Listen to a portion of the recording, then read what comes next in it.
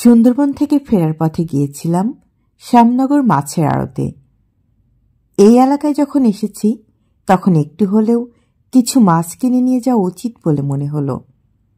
এখানে বিভিন্ন ধরনের সামুদ্রিক মাছ ছিল, দামও তুলনামূলক আমাদের এলাকা থেকে সস্তা। আর সবচেয়ে বড় কথা হলো মাছগুলো অনেক ফ্রেশ ছিল। আমি বাসার জন্য কোরাল, চিংড়ি ও ট্যাংরা মাছ নিলাম। এই শ্যামনগর থেকে বিভিন্ন অঞ্চলে মাছগুলো বিক্রির উদ্দেশ্যে চলে যায়। বরফ দিয়ে খুব সুন্দরভাবে মাছগুলো ওনারা প্যাকেজিং করে থাকেন।